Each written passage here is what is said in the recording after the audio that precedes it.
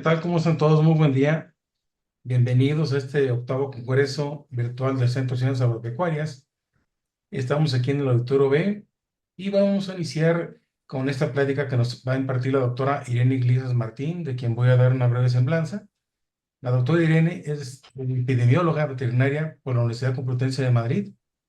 Trabaja como científica titular en el Grupo de Epidemiología y Sanidad Ambiental del CISA, que es el Centro de Investigación en Sanidad Animal del Instituto Nacional de Investigación Agraria. Es especializada en epidemiología convencional y espacial aplicada a la salud animal. Durante los últimos 18 años, su actividad se ha centrado en estudios epidemiológicos de enfermedades infecciosas relevantes en salud animal, especialmente en la interfaz doméstica silvestre-humano, bajo un enfoque de One Health. El objetivo final de estas investigaciones es mejorar el conocimiento de la dinámica de las enfermedades para la mejora en el diseño de planes de prevención y control de enfermedades.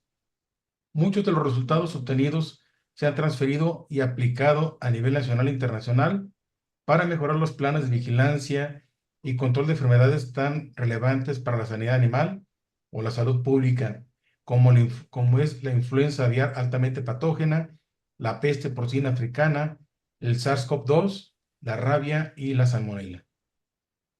El resultado de dichas investigaciones se puede resumir en la participación en 39 proyectos internacionales y nacionales, 62 publicaciones científicas y o técnicas, 4 libros, más de 5 congresos internacionales y nacionales, 5 estancias nacionales e internacionales en grupos de reconocido prestigio en sanidad animal, continua labor editorial y en comités científicos evaluadores, transferencia tecnológica con organismos oficiales y en empresas nacionales e internacionales, realización de informes científicos y científico-técnicos, labor docente y tutorial académica, sectorial y ministerial a responsables de la sanidad nacionales e internacionales.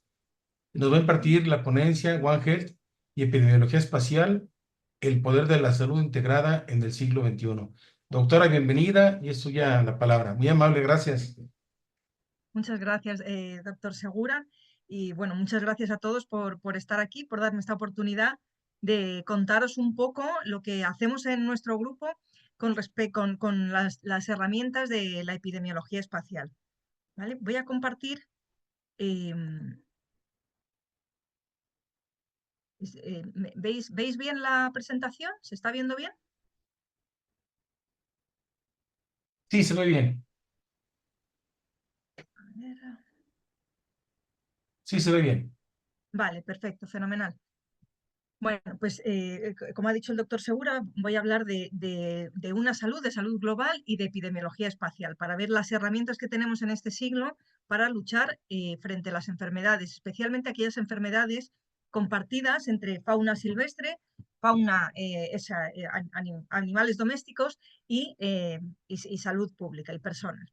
Este es nuestro grupo, el Grupo de Epidemiología y Sanidad Ambiental. Esta es la doctora Ana de la Torre, nuestra jefa. Ah, bueno, tengo que marcar aquí. Y bueno, somos un grupo que fundamentalmente nuestras líneas de investigación se centran en epidemiología de enfermedades infecciosas, en la detección y caracterización de patógenos zoonóticos y emergentes y en resistencias antimicrobianas en el medio. Entonces, todos esos desafíos de la sanidad animal y de salud pública los enfocamos desde una perspectiva de salud global y utilizamos en muchos de los casos herramientas de epidemiología espacial. Y esto nos permite comprender la dinámica de las enfermedades, sus factores de riesgo y desarrollamos modelos predictivos que lo que nos permiten es crear estrategias adaptadas en cada una de las enfermedades para la vigilancia y el control en los diferentes escenarios epidemiológicos y ecosistemas. Las enfermedades en las que estamos trabajando recientemente, la mayoría las líneas más fuertes que tenemos ahora mismo son influenza aviar y peste porcina africana. Como sabéis, son las enfermedades de más notificación dentro de la Organización Mundial de la Sanidad Animal, de la OMSA. Desde el 2005 hasta 2024, el 60% de las notificaciones han sido en esas dos enfermedades y concretamente en España es de gran relevancia saber sus dinámicas porque España es el primer productor de la Unión Europea en porcino ahora mismo y el segundo productor en avicultura. Entonces son dos enfermedades de introducirse en nuestro país. La influenza aviar, por desgracia, hemos tenido algunos casos en esta reciente pandemia en la que estamos sufriendo, pero peste porcina africana no.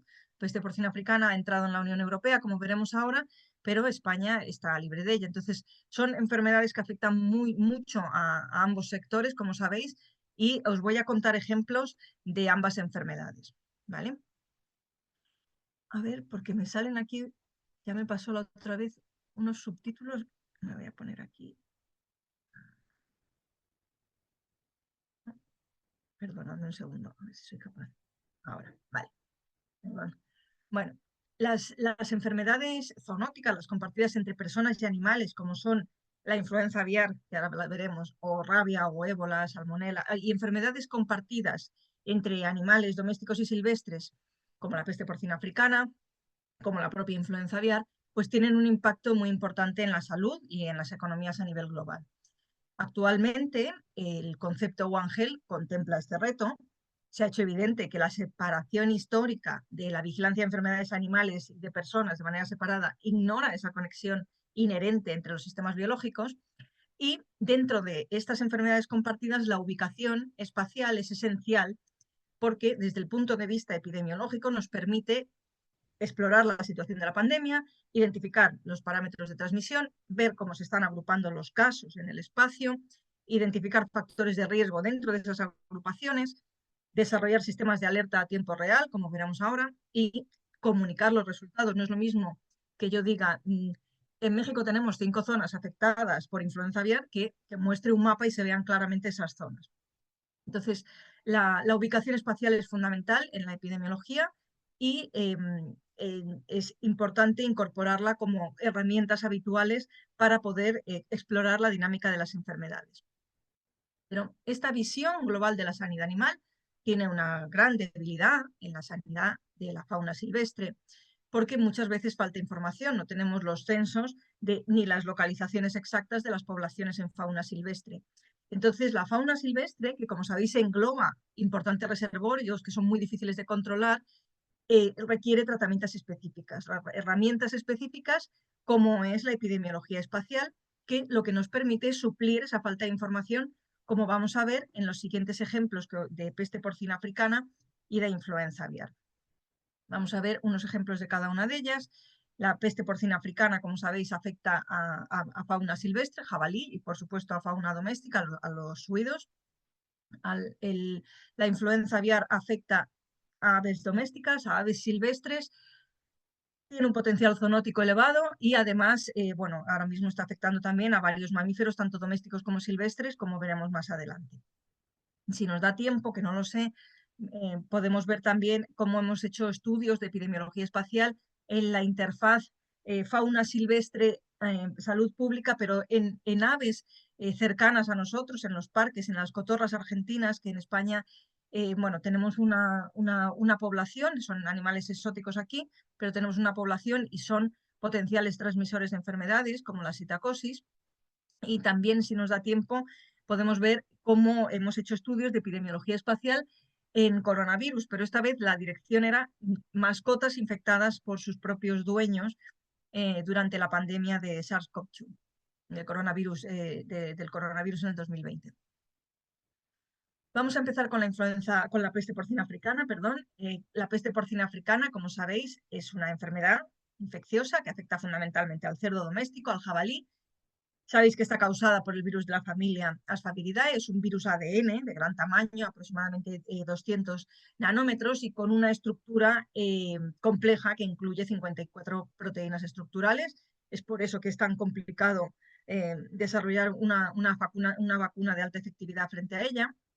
Es una enfermedad de declaración obligatoria debido a su alta capacidad de transmisión, a su elevada mortalidad en las poblaciones afectadas, y tiene un impacto económico enorme porque afecta mucho a la industria porcina en regiones enteras y tiene unas consecuencias globales, como sabéis, para la producción de los alimentos y de los mercados debido a las restricciones económicas que produce de movimiento. Actualmente la peste porcina africana no tiene tratamiento efectivo, lo que hace que su control dependa casi exclusivamente de la prevención y de la bioseguridad. aunque existen algunas vacunas que se están utilizando ahora mismo en Asia, como sabéis, pues no son ideales desde un punto de vista epidemiológico. El objetivo es desarrollar y aplicar vacunas DIVA que permitan diferenciar animales vacunados de infectados. Esto es crucial para poder implementar estrategias de control efectivas, porque facilita la vigilancia epidemiológica y permite mantener la trazabilidad de la enfermedad en las poblaciones. Actualmente nuestro centro, en colaboración con la Universidad Complutense de Madrid y bajo un potente proyecto europeo, está desarrollando una vacuna DIVA frente a la peste porcina africana. Vamos a ver los ejemplos de análisis espacial que hemos desarrollado para entender y para explorar la dinámica de la peste porcina africana en la fauna silvestre que tenemos en Europa, en los suidos silvestres que tenemos nosotros. Para ello, os voy a contar la primera herramienta que es crucial con la epidemiología espacial, que es conocer la situación de la enfermedad. Vamos a ubicarnos, vamos a ver cómo se ha movido esa enfermedad de una zona a otra, y una vez que sepamos cómo está ubicada, vamos a explorar su dinámica para poder luchar contra una enfermedad. Hay que saber cómo se está moviendo de una zona a otra, si no, no podemos hacer frente a ella. Entonces, lo primero que vamos a hacer es ubicarnos. Esta es la peste porcina africana, como su nombre indica, tiene su origen en África, pero ya no se encuentra solo aquí. Sabéis que se ha extendido dentro de Europa, la Unión Europea y la zona de fuera de la Unión Europea, y se ha difundido, se ha transmitido hasta otras zonas de Asia. Esta es la situación actual, y también ha llegado a zonas de América, como es República Dominicana, como sabéis. Y la evolución de la enfermedad, bueno, la primera vez que se describió la peste porcina africana fue en Kenia en 1921, y de ahí, a lo largo de 1957, saltó a Europa a través de Portugal. De ahí se produjo la transmisión a otras zonas, entre ellas España, Francia, Italia, algunas zonas de América, Brasil, y permaneció ahí durante un par de décadas hasta que logró erradicarse de todos sitios, menos de una isla que hay aquí en Italia, de Cerdeña, y posteriormente se fue difundiendo dentro del propio continente africano, pero logró erradicarse de todas las zonas externas. Y sin embargo, en 2007, a través del puerto de Poti, entró la enfermedad por barco a Georgia. Desde ahí, como veis aquí, los puntitos en amarillo son cerdos y en verde los puntitos son brotes en jabalí. Desde ahí la enfermedad empezó a extenderse a lo largo de Rusia, fue subiendo hacia el norte. Este salto tan grande que habéis visto que ha dado, ¿verdad? Desde el 2010 al 2011 no fue por movimiento de animales, fue por movimiento de alimentos contaminados. Se cree que a través de soldados que se movieron de una zona a otra con un salchichón casero, movieron la enfermedad. Fijaros qué salto tan grande a lo largo de toda Rusia, desde el sur hasta el norte, y empezamos a tener brotes también en esta zona norte. La enfermedad siguió expandiéndose, y en el 2013, a partir de 2013, entra en la Unión Europea. Esta línea negra que veis separa los países de la Unión Europea del resto de Europa, y entró en Estonia, Letonia, Lituania y posteriormente en Rumanía y en Polonia. Se fue avanzando. Si os fijáis, fundamentalmente la entrada en la Unión Europea fue a través de jabalí.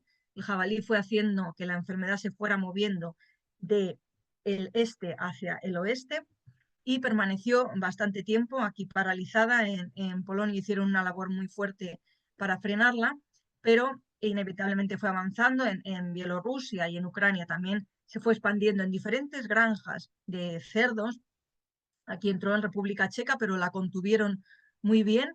Y bueno, había dos escenarios clave en el 2017, que fue donde varios de los análisis que os voy a contar es en este momento clave de la epidemia, cuando tenemos infectado Estonia, Letonia y Lituania y una parte de Polonia, la zona este, y necesitábamos saber la dinámica, cómo era la dinámica en jabalí dentro de Europa, con las características de Europa. Teníamos ese escenario dentro de la Unión Europea, fundamentalmente en jabalí, y luego el escenario en Europa del Este, que era mayoritariamente en cerdo doméstico, en granjas de traspatio, de backyard. Posteriormente la enfermedad entró en Asia. Entonces veis aquí China, cómo se infectó Filipinas.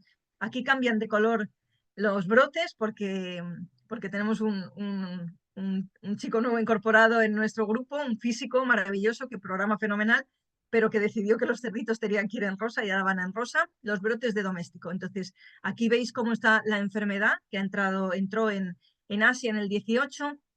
Sabéis que China es un productor brutal de porcino y la enfermedad se ha expandido mucho en Asia. Y esta es la situación en el 2023 en la Unión Europea. Fijaros, tenemos Estonia, Letonia, Lituania y vemos Polonia. La enfermedad avanzó hacia el oeste, acabó entrando en Alemania, que es un productor muy fuerte dentro de la Unión Europea de porcino. Rumanía totalmente afectada y entró en la zona norte de Italia, en Jabalí. Hay aquí un pequeño reducto. Esta es la situación del mes pasado, en noviembre, y esto es un cuadro de mandos que podéis consultar. Os pongo aquí el QR, pero por desgracia hace un par de semanas hemos sufrido un ciberataque. Tenemos los servidores caídos en nuestro centro y bueno, de hecho yo estoy retransmitiendo desde mi casa porque no tenemos ahora mismo un problema en la red importante. Pero bueno, esperemos que se solucione. Quedaros con el QR porque cuando esté funcionando podréis consultar a tiempo real la enfermedad y las nuevas notificaciones, y con el cuadro de mando seleccionar zonas y ver cómo se ha movido de una zona a otra. Y fijaros que aquí se ve bien. Quería haberos hecho una ampliación, pero ya os digo que no tengo acceso al cuadro de mandos de República Dominicana, que es la zona que tenéis más cercana afectada, donde se introdujo también la enfermedad en el 2022. Estos son los proyectos que tenemos relacionados con peste porcina africana, enfocados a epidemiología, o sea, en los que nos hemos introducido ya en nuestro grupo para no solo evaluar, porque nuestro centro es el laboratorio de referencia de peste porcina africana de la Unión Europea, pero a partir del 2008, como la enfermedad empezó a afectar a Europa, introdujimos los estudios de epidemiología y empezamos a participar en estos proyectos de investigación que tenía nuestro centro tan importantes para peste porcina africana, participando en la parte de epidemiología para entender exactamente cómo era la dinámica de la enfermedad en la crisis que estábamos sufriendo dentro de la Unión Europea con esta enfermedad. Entonces, estas herramientas, ahora que ya nos hemos ubicado y tenemos la situación de la enfermedad dentro de Europa y de Asia, estas herramientas lo que nos van a permitir, como veis ahora, es explorar cómo se ha ido moviendo esta enfermedad dentro del jabalí y poder ir delante de ella gracias a conocer esta dinámica, porque podremos modelizar la enfermedad y poder predecir cómo se va a ir moviendo de unas zonas a otras. Entonces vamos a ver los ejemplos de los diferentes análisis que hicimos para tener bien claro cómo era la dinámica de esta enfermedad que estaba recién introducida en nuestras zonas cercanas. Lo primero que nos planteamos es hasta dónde había que vigilar una vez que entraba la PPA en silvestres en una zona. Para ello lo que hicimos, bueno, yo creo que para todas las diapositivas os he puesto el tipo de análisis que hicimos en unos cuadraditos azules, y si ha habido alguna publicación, pongo el título, un pantallazo de la publicación para que podáis consultarla si tenéis curiosidad. Entonces, lo primero que nos preguntamos es hasta dónde hay que vigilar una vez que nos entra un brote de peste porcina africana en un jabalí. ¿Cómo hacemos? ¿Hasta dónde hay que vigilar? Entonces, para ello lo que hicimos fue vigilar los radios de vigilancia adecuados. Hicimos un análisis con la K de Ripley y lo que vimos es que la máxima asociación de los brotes en jabalí eran de 133 kilómetros. Es decir, los radios que hasta ahora se estaban estableciendo de 100 kilómetros máximo, había que ampliarlos porque los brotes estaban relacionados hasta 133 kilómetros entre ellos. Veis aquí cómo aumenta, aquí a partir de 133 empieza el descenso de la asociación, pero hasta 133 hay mucha asociación entre esos brotes.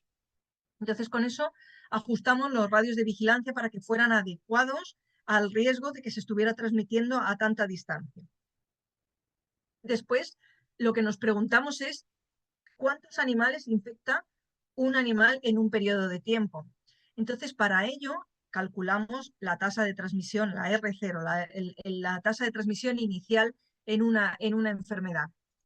Como sabéis, el R0, el número reproductivo, tiene varios nombres, ocurre al inicio y te permite, o sea, se evalúa al inicio de una epidemia y te permite identificar cuántos animales infecta un animal durante su periodo infeccioso, ¿vale?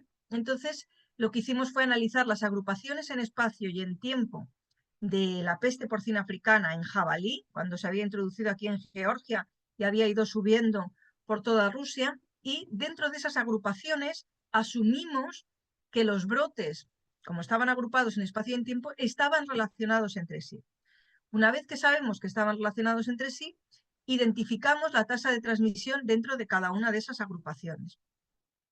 Desarrollamos un algoritmo que nos permitía identificar la tasa de transmisión en ausencia de la población y vimos que la tasa de transmisión era 1,58. Como sabéis, si la tasa de transmisión inicial, la R0, es mayor que 1, indica que la enfermedad se está propagando. Si es menor que 1, quiere decir que la enfermedad va a ir retrayendo, disminuyéndose, ¿vale? Y si es igual a 1, se considera que es endémica, está a nivel. Entonces, este es un aspecto clave, es entender cuántos animales estaba infectando un jabalí en el periodo de tiempo infeccioso y lo identificamos por primera vez. 1,58 con un mínimo de 1,33 y un máximo de 3,77 era el promedio del R0 en jabalí. ¿Este valor que nos sugería? Bueno, que la enfermedad estaba persistiendo localmente y resaltaba además la importancia de controlar áreas específicas donde se estaba agrupando la enfermedad. Bueno, este es el algoritmo que desarrollamos, lo desarrollamos primeramente en influenza aviar, pero como empezó a hablar de peste porcina, os lo cuento aquí. Esta es la fórmula de la tasa de transmisión, el número de contactos por la duración de la infecciosidad y por la probabilidad de transmisión, y lo que hicimos fue utilizar el tiempo de duplicación de brotes. ¿Por qué? Porque eso nos permitió, identificando cuáles eran susceptibles, despejar de esta fórmula, al calcular el incremento por el doble de casos que se estaban produciendo, nos permitió despejar utilizando las leyes de los logaritmos neperianos y despejar la fórmula de tal manera que no necesitábamos conocer la población susceptible, sino solo la duración de la infecciosidad, que calculamos que era entre 1 y 7 días, y el logaritmo neperiano de 2 y la R0 directamente. Esta fórmula luego la utilizamos en influenza aviar, como veréis más adelante.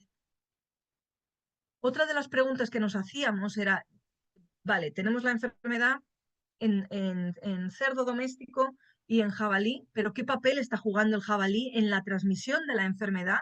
Cuando estaba introducida solo en Rusia, ¿qué papel está jugando el jabalí?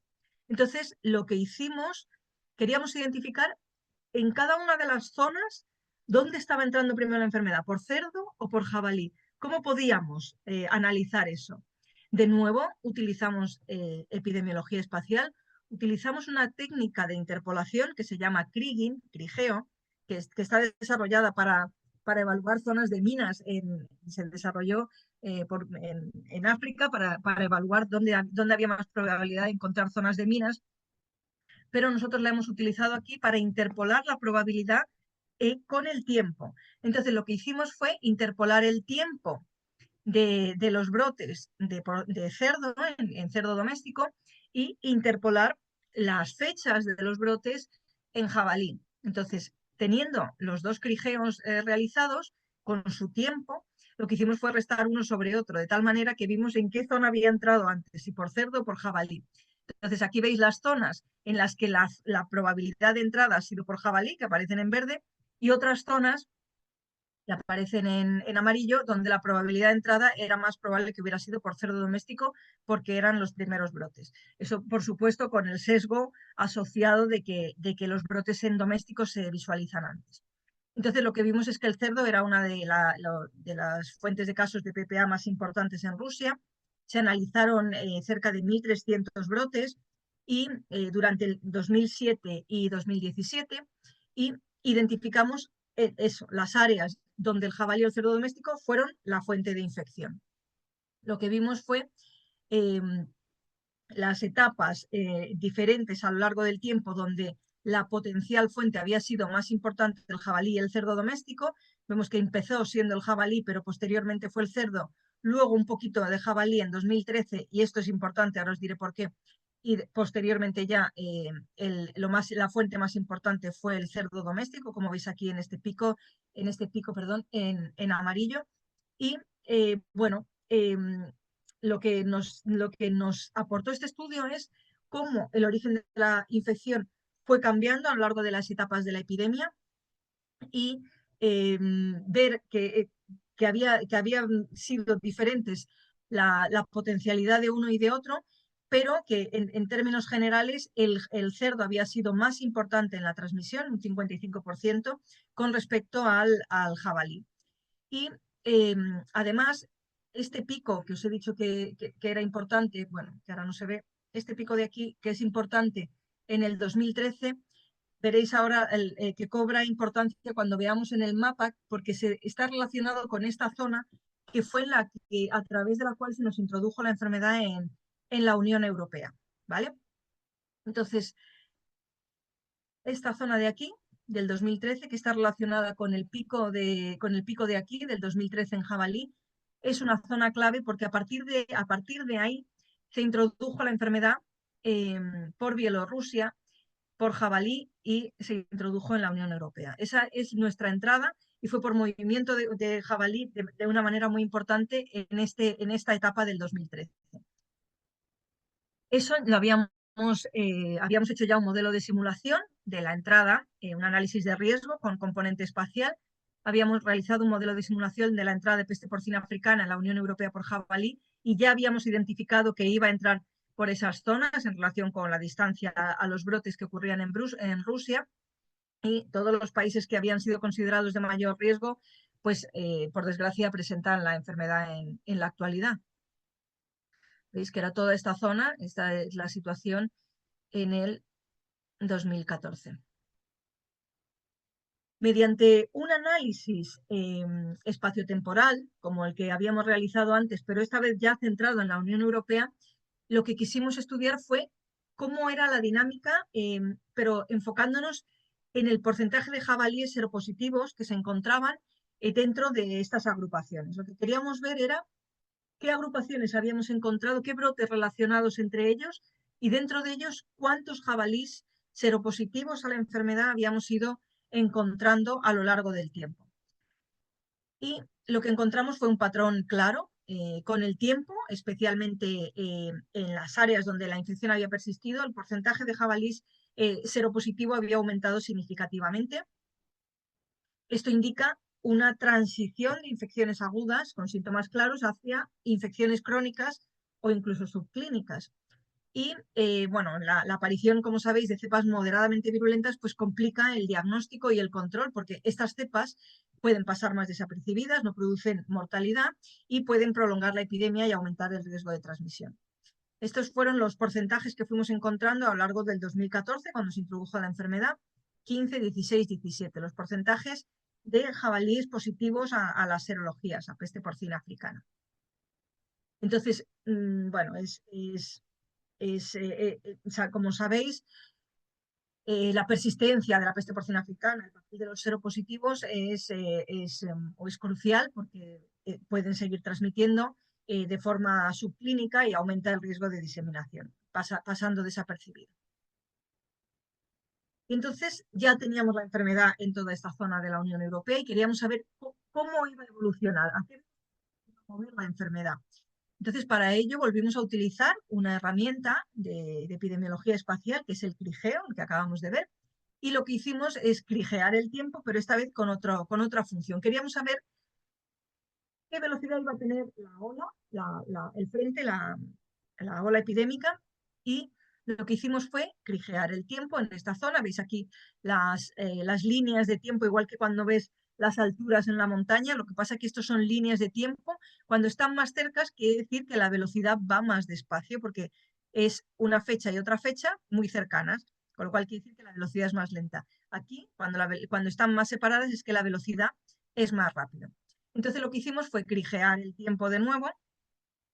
Como ya teníamos el tiempo crigeado y como sabéis que la velocidad es espacio a partir de tiempo, pues lo que hicimos es ver cuánto avanzaba ese tiempo a lo largo de ese espacio Entonces ya teníamos tiempo partido de espacio, le dimos la vuelta y ya calculamos la velocidad. Esta es la velocidad calculada de la peste porcina africana y vimos que avanzaba a 66 kilómetros por mes.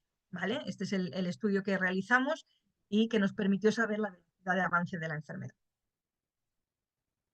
¿Y para qué queríamos saber la velocidad de avance? Para poder, hemos dicho, para poder modelizar cómo iba avanzando la enfermedad, pero para eso es fundamental conocer dónde se encuentra el hospedador. En este caso, el hospedador silvestre, porque la velocidad la analizamos en jabalí. Y lo que hicimos fue un estudio para ver dónde era más probable encontrar jabalí. Entonces se desarrolló un mapa de habitabilidad para jabalí en toda Eurasia, utilizando datos de cubierta vegetal y otras variables ambientales.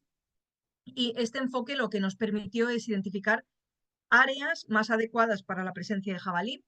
Y los mapas, bueno, no solo indican dónde se puede encontrar, sino dónde puede irse expandiendo una población en el futuro.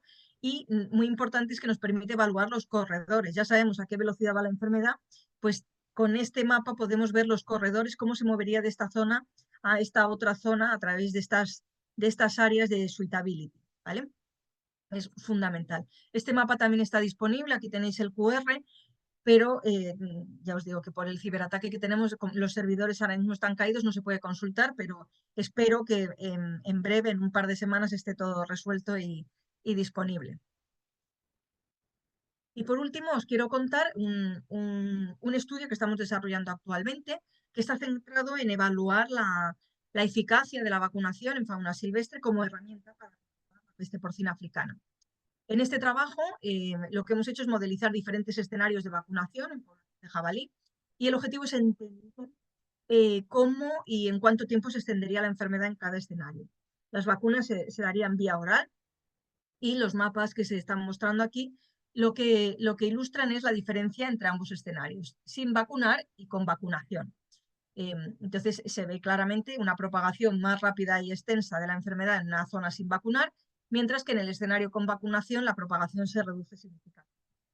El enfoque, bueno, nos permite no solo cuantificar el impacto de la vacunación, sino también optimizar la implementación de esta vacunación, porque nos permite priorizar áreas y estrategias que maximicen su efecto, y esto es un paso clave para el diseño de programas de control que sean efectivos y sostenibles a lo largo del tiempo. Y ahora hacemos aquí una pausa, porque no tenía muy claro cuánto tiempo teníamos, pero creo que me da tiempo a contar los ejemplos de influenza aviar. Voy a ser muy breve.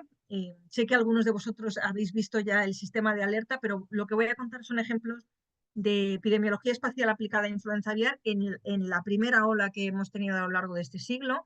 Empezó en el 2002 y acabó en el 2009, la primera ola epidémica, y veremos muy brevemente el sistema de alerta, ¿vale? Así que cambiamos de enfermedad, nos centramos en influenza aviar, que como sabéis es una enfermedad que afecta al hospedador natural, son las aves silvestres, pero la influenza aviar de alta patogenicidad afecta especialmente a las aves domésticas, son muy susceptibles.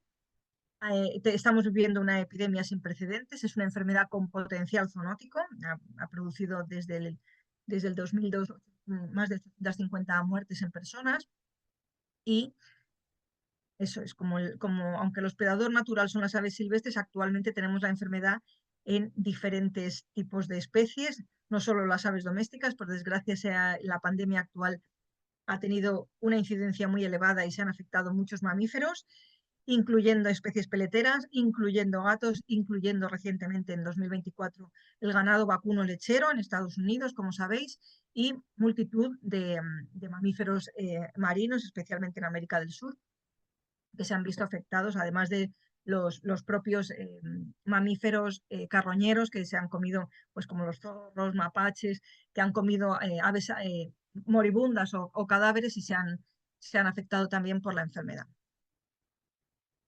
Fijaros, estas son las notificaciones de influenza aviar en aves silvestres en naranja y en aves domésticas en azul desde el 2005 hasta el 2024. Fijaros qué incremento tan grande de la incidencia desde el 2020 pero vamos a centrarnos, yo os quiero contar ahora la primera ola epidémica, cuando yo estaba haciendo la tesis, porque yo soy muy mayor, la primera epidemia que arrancó al principio de este siglo y que fue, bueno, muy dramático, porque además coincidió con una epidemia de influenza de porcina. Bueno, se solapó todo, se montó una crisis a nivel mundial y entonces realizamos muchos estudios epidemiológicos en ese momento para ver cómo se estaba transmitiendo la influenza aviar en aves silvestres, especialmente dentro de Europa. Y son los que os voy a mostrar. Entonces, queríamos identificar si la vigilancia que estábamos realizando era adecuada, qué especies de riesgo teníamos para España, dónde había que hacer esa vigilancia, qué parámetros de transmisión tenía la enfermedad, cuáles eran los factores de riesgo y la simulación de epidemias dentro de aves domésticas para ver cómo se difundiría si entrara, que en ese momento afortunadamente no tuvimos brotes, pero posteriormente se introdujo en España a partir del 2021. Entonces, lo primero que nos preguntamos era, ¿es la vigilancia que hacemos en Europa está acorde con el riesgo real? Entonces desarrollamos un modelo de Cochrane y analizamos la relación entre el número de aves silvestres muestreadas y los casos de influenza aviar notificados en la Unión Europea. Y lo que observamos es que la intensidad de vigilancia influye de casos, claro, y países como España o los Países Bajos, Holanda, hicieron mayores esfuerzos a pesar de tener un riesgo más bajo de presencia de la enfermedad. Estos resultados lo que nos permitieron subrayar es la importancia de una vigilancia activa y bien distribuida para detectar brotes tempranos y también destacar que la vigilancia debe ser proporcional al riesgo real y optimizar los recursos para evitar un uso desequilibrado de esos recursos en áreas de menor riesgo.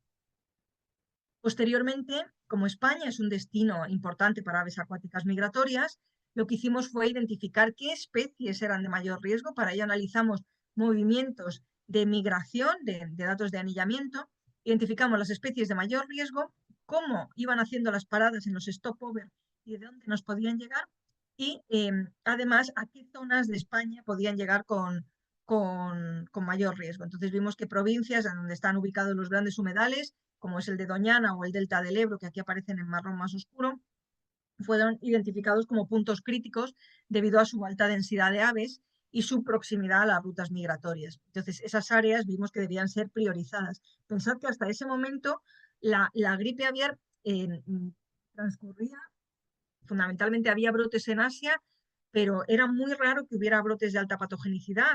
Es verdad que Italia tenía brotes de H7 de alta patogenicidad, pero no se movían con las aves silvestres las cepas de alta patogenicidad como empezó a pasar ahí. Entonces, no teníamos información y necesitábamos identificar cómo era esa dinámica para poder eh, adaptar nuestras herramientas.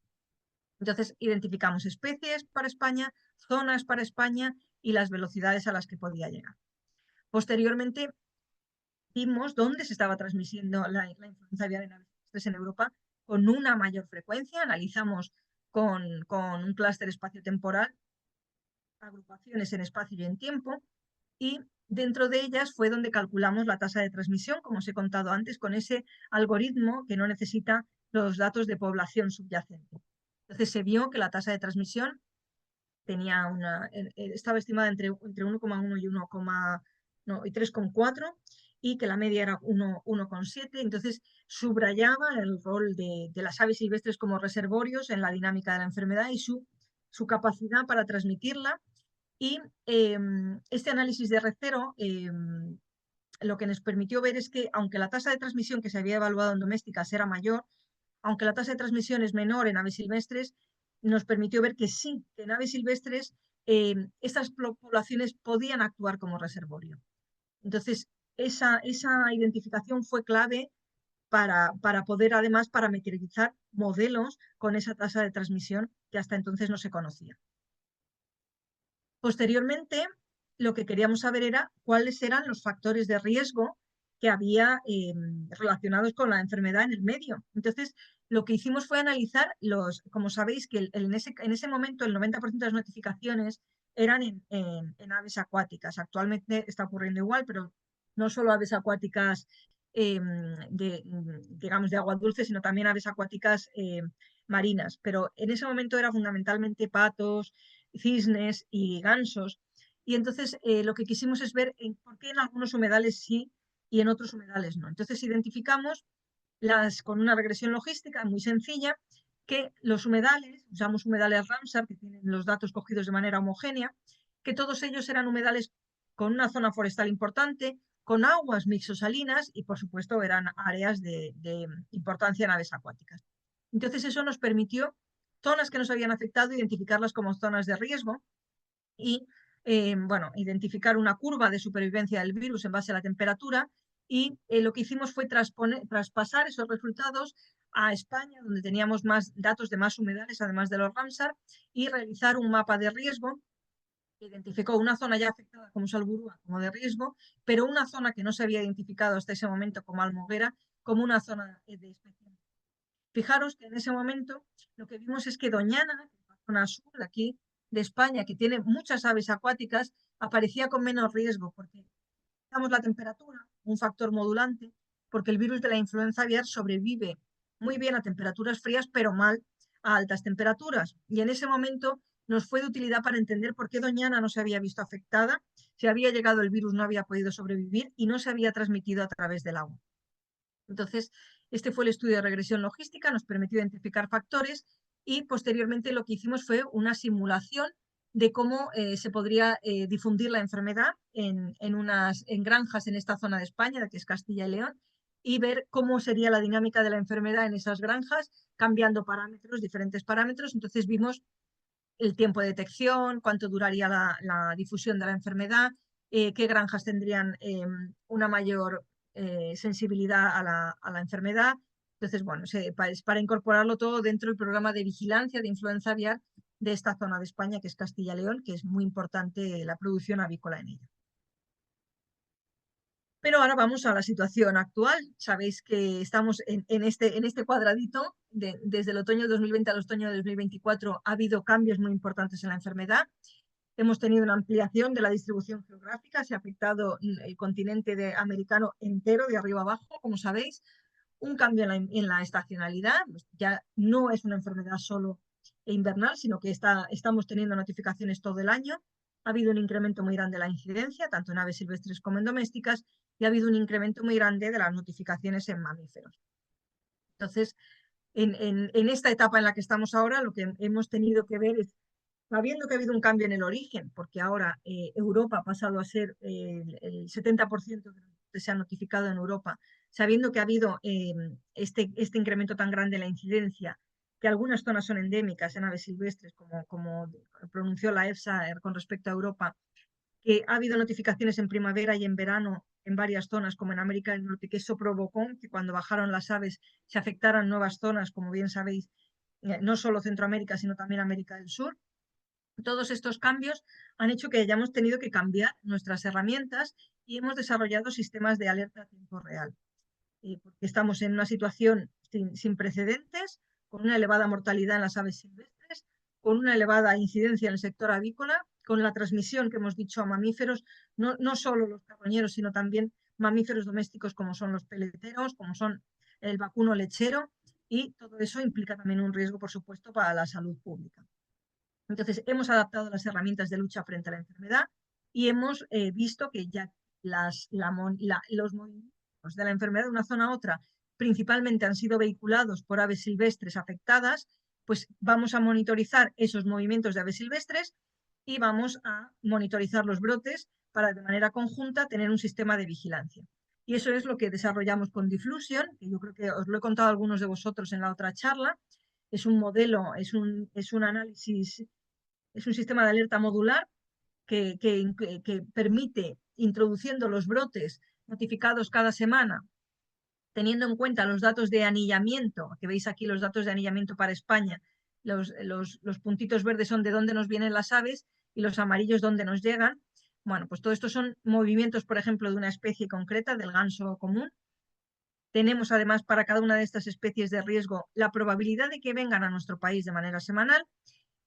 Tenemos los datos de temperatura a tiempo real y nos permiten tener una curva de supervivencia y ver si se introduce el virus en nuestro país, cuántos días va a sobrevivir. Y todos esos datos integrados en este modelo espaciotemporal de riesgo y epidemiológico nos permite tener un visor, el sistema de alerta a tiempo real, mandar mapas semanales al Ministerio de las zonas de riesgo dentro de España y, por supuesto, un informe. Entonces, ¿cómo funciona Diffusion? Pues cada vez que se notifica un nuevo brote en Europa, que es de donde nos llegan fundamentalmente aves de riesgo, se activan alertas en nuestro país, en España, y esas alertas se modulan en base a lo que hemos dicho, la temperatura y la probabilidad de que esas aves lleguen a nuestro país, de tal manera que el Ministerio pueda hacer avisos en esas zonas de alerta, confinar las aves que están en exterior, enfocar la vigilancia activa, facilita la alerta ante un incremento de mortalidad. Si tú sabes que estás en una zona de riesgo durante varias semanas y ves alta mortalidad en una granja, lo primero que pensarías es en influenza aviar. Y bueno, pues además este sistema se puede aplicar en todos los ámbitos, no solo en el sector avícola, sino desde el punto de vista medioambiental, porque en las zonas de riesgo los agentes forestales pueden retirar los cadáveres de aves silvestres para que no haya, para romper las cadenas de transmisión, y también desde un punto de vista de salud pública, porque en esas zonas de riesgo se puede alertar a la población y decir, bueno, pues como alertaba en Chile, que decían, si vas a la playa, recuerda, no toques, reporta, si te encuentras un mamífero marino afectado por influenza aviar, pues lo mismo, si encuentras cadáveres en zonas de riesgo, no los toques y notifica que estás encontrando aves silvestres muertas. Entonces, este es el QR, este sí funciona porque es el QR directo al artículo, y este es el resumen de cómo funciona el sistema. Y bueno, estas son otras herramientas que no va a dar tiempo a contar, pero bueno, con respecto al coronavirus, también es un visor del coronavirus en animales a tiempo real. Y bueno, el estudio que desarrollamos en Cotorras, también utilizando epidemiología espacial, para saber qué zonas de Madrid tenían mayor riesgo de afectar a poblaciones vulnerables, como son ancianos, niños, para la transmisión de algunas enfermedades. Era el uso de sistemas de información geográfica para evaluar los riesgos de salud pública. Y otros usos que hemos hecho de la epidemiología espacial, pues son los visores de influenza aviar, pero sin sistema de alerta, o mapas de varamientos de cetáceos para ver en qué zonas se están agrupando más los varamientos, o también una herramienta para priorizar, ver dónde puede haber más cantidad de antibioresistentes en base al uso de antibióticos en unas zonas y en otras. Y bueno, ya está, con eso termino. Solo quería decir pues eso, que la salud global comienza donde terminan las fronteras, y en la ciencia y en la colaboración, que todos estamos en el mismo mapa y que hay que innovar, colaborar y protegernos para tener un buen futuro. Así que bueno, muchas gracias y muchas gracias por vuestra atención. Muy bien, pues la plática por demás interesante, creo que fueron cosas que nos hacen pensar qué herramientas cuenta actualmente los profesionistas, los investigadores para poder conocer mejor las enfermedades, cómo se comportan, cómo van evolucionando y sobre todo mucho con la mira en hacer estrategias adecuadas de control, ¿verdad? Muy, muy interesante. Tenemos por aquí algunas preguntas. Comienzo con la primera. Dice, ¿qué apoyos tienen ustedes como investigadores por parte del sector privado para hacer investigaciones como, por ejemplo, en peste porcina africana? Pues bueno, es muy interesante la pregunta, gracias.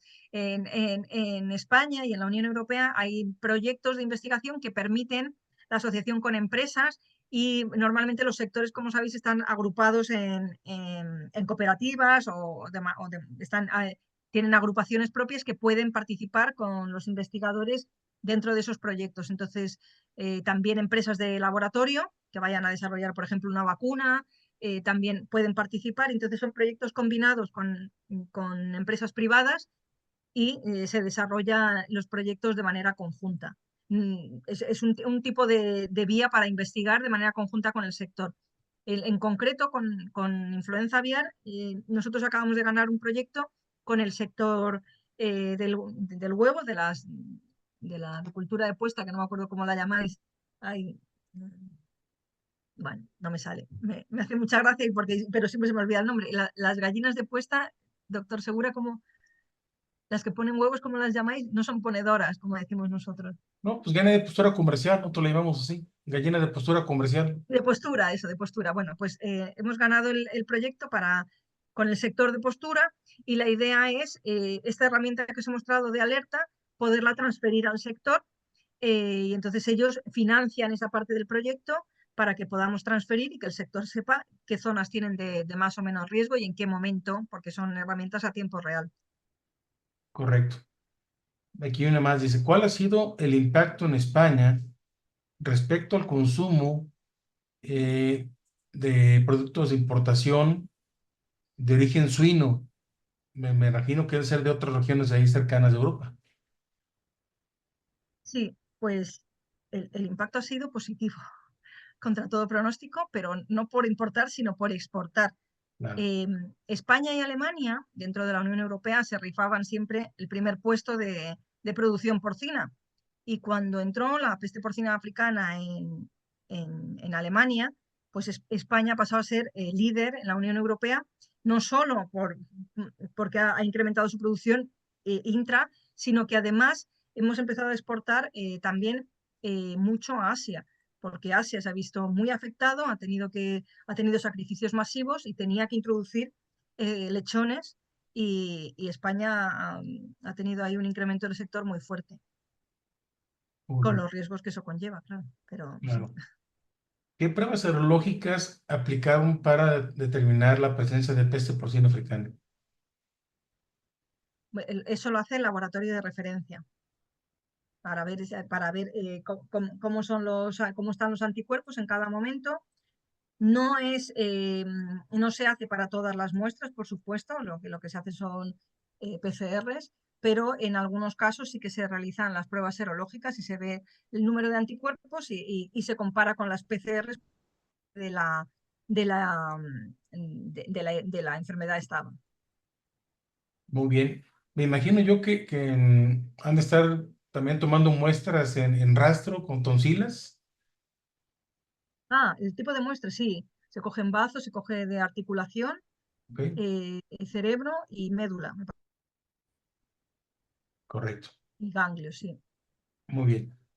¿Qué tipo de medio se utiliza para insertar la vacuna que va vía oral y qué tipo de vacuna es? Bueno, es una vacuna viva, está en proceso, están viendo bueno, yo creo que os lo contaron ¿no? En las charlas, Carmina seguramente os lo contó en las últimas charlas, y se está viendo cuáles son las más adecuadas, y el sistema de darlo en campo se ponen unos cordoncitos mojados con la vacuna y con un cebo para el jabalí, para que entren, muerdan, chupen el cordoncito y queden vacunados. Se está haciendo el experimental a ver si entran los jabalíes, si muerden adecuadamente. Hay riesgo de que coman dos veces el mismo jabalí la vacuna, claro, pero bueno, que se está viendo con trampas, o sea, con trampas, con cámaras de trampeo, para ver cuál es el comportamiento de ellos frente a eso, cuántas veces entra el mismo y cuántas veces no. Se está haciendo ahora ese estudio, es muy bonito, a ver si os lo pueden contar. Muy bien, qué interesante. Ahora, con respecto a influenza aviar, dice aquí, ¿qué explica el incremento de la influenza aviar en aves silvestres del 2020 al 2024? Bueno, esa pregunta es la clave de todo. No se sabe si ha habido una mayor virulencia en el clado actual del H5N1, o unos cambios de temperatura que han permitido esta.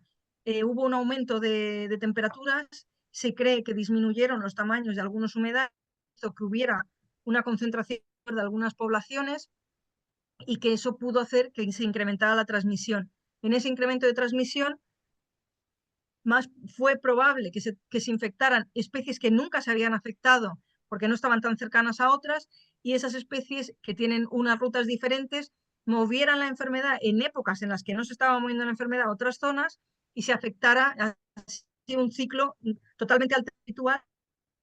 Poblaciones naif afectó mucho, especialmente pues en lo que llamáis los piqueros, especies de costeras muy afectadas, que normalmente no se habían visto afectadas por la enfermedad porque les llegó en un momento inusitado.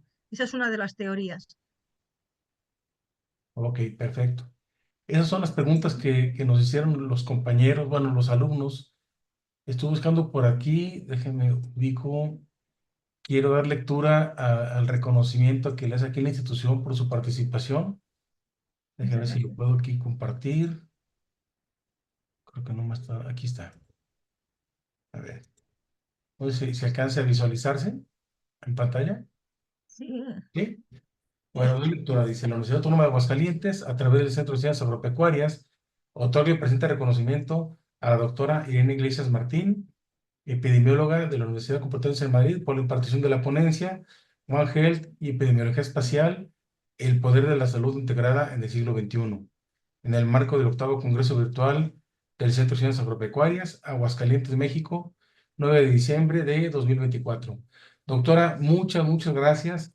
Ha sido un muchas gracias a placer, un vosotros. gusto que nos haya compartido estos trabajos tan interesantes, y esperemos que no sea la última vez que por aquí nos acompañe, y si fuera físicamente, pues mejor, ¿verdad? Ahí sí, porque hablar así a la pantalla me quedo, no transmite con la misma tranquilidad porque como no ves las caras que están poniendo, pero bueno, Claro. sí, ojalá pueda ser presencial. Claro que sí, muchas gracias por vuestra atención y por invitarme, doctor Segura, y a la doctora Rosa también. Muchísimas gracias. Para mí es un honor estar aquí hoy. Sí, pues, le agradecemos también a la doctora Rosamera Meléndez, nuestra compañera maestra. Y bueno, a través de ella le haremos llegar este reconocimiento, y también por ahí hice una captura de pantalla para que vea el auditorio virtual en el cual estaba presentando su trabajo. Vale, muchas Muchas gracias. gracias. Muchas gracias a vosotros. Que tengáis buen día a todos. Igualmente, muy amable, gracias. Buen Chao. día.